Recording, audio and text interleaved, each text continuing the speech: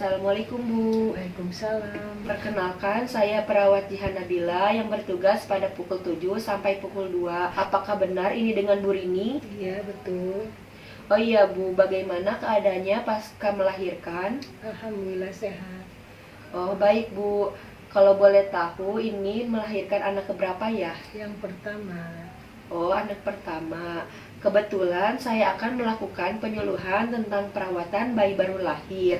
Dan Bu Rini melahirkan anak pertama yang kemungkinan belum mengetahui bagaimana cara merawat bayi baru lahir. Apakah Ibu bersedia mengikuti penyuluhan ini? iya bersedia sus.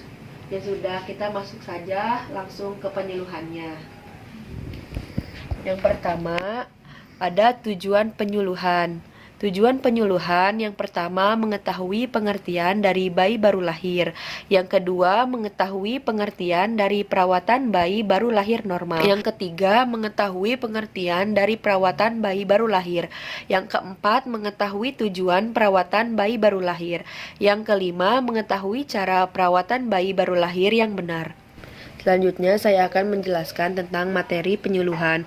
Yang pertama ada pengertian bayi baru lahir, yang kedua pengertian bayi baru lahir normal, yang ketiga pengertian perawatan bayi baru lahir, yang keempat tujuan perawatan bayi baru lahir, yang kelima cara perawatan bayi baru lahir yang benar.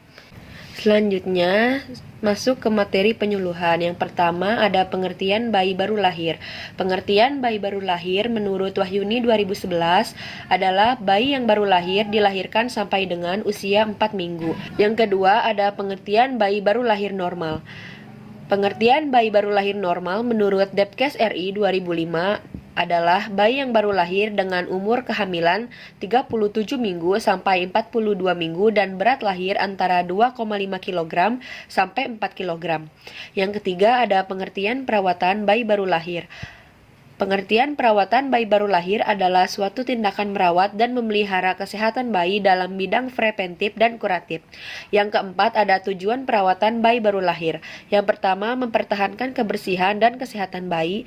Yang kedua mempertahankan kehangatan dan mencegah cedera atau infeksi. Yang ketiga mencegah suhu bayi turun. Yang keempat mengidentifikasi masalah-masalah yang memerlukan perhatian segera. Selanjutnya saya akan menjelaskan tentang cara perawatan bayi baru lahir yang benar.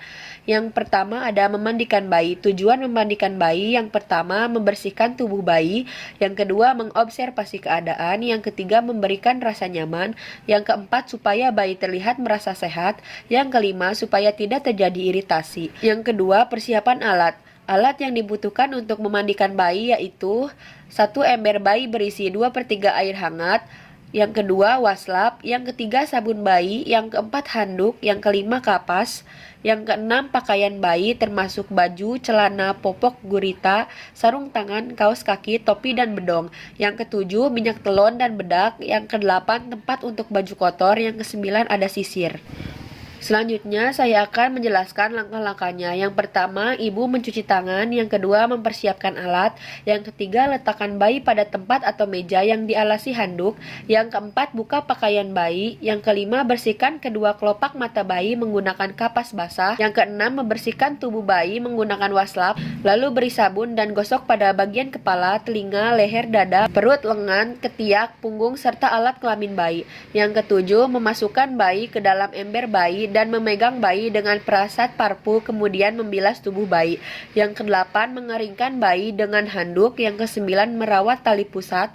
Yang kesepuluh memberikan minyak telon dan bedak. Yang kesebelas mengenakan baju, celana, popok, bedak, gurita, sarung tangan, kaos kaki, topi dan bedong. Yang kedua belas menyisir bayi dengan perlahan. Yang ke-13 meletakkan bayi di tempat yang nyaman atau tempat yang biasa bayi disusui oleh ibunya. Yang ke-14 membereskan alat dan menaruhnya di tempat semula. Yang ke-15 ibu mencuci tangan. Selanjutnya saya akan menjelaskan cara merawat tali pusat. Tujuan perawatan tali pusat menurut Sodikin 2009 yaitu ada 4. Di antara lain, yang pertama mencegah terjadinya infeksi, yang kedua mempercepat proses pengeringan tali pusat, yang ketiga mempercepat pelepasan tali pusat, yang keempat mencegah terjadinya tetanus pada bayi yang baru lahir. Yang kedua, ada waktu perawatan tali pusat menurut Sodikin 2009, yaitu pertama, sehabis mandi pagi dan sore. Yang kedua, sewaktu-waktu balutan tali pusat basah oleh air kencing atau kotoran bayi. Yang ketiga, melakukan perawatan sampai tali pusat kering. Selanjutnya, di sini saya akan menjelaskan tentang persiapan alat dan langkah-langkah. Alat yang dibutuhkan yaitu 2 ember kecil berisi air hangat untuk membasahi dan membilas. Yang kedua ada waslap. Yang ketiga kasa steril. Yang keempat 1 set pakaian bayi termasuk baju, celana, popok gurita, sarung tangan, kaos kaki, topi, dan bedong. Selanjutnya kita masuk ke langkah-langkah. Yang pertama, ibu mencuci tangan.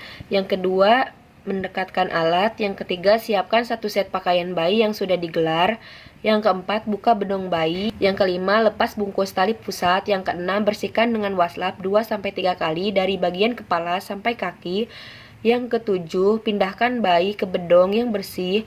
Yang kedelapan, bersihkan tali pusat dengan cara pegang bagian ujung tali pusat, basahi dengan waslap basah dari ujung melingkar ke batang tali pusat, sabuni dari ujung ke batang tali pusat, bersihkan lagi dengan waslap basah hingga sisa sabun hilang dan bersih, keringkan sisa air dengan kasa steril. Tali pusat tidak dibungkus. Yang ke-10, pakaikan 1 set pakaian bayi yang tadi sudah disiapkan. Yang ke-11, bereskan alat dan taruh di tempatnya kembali. Yang ke-12, ibu mencuci tangan. Nah, segitu saja penyuluhan dari saya, Bu. Apakah ada yang mau dipertanyakan? Ada. Apa, Bu?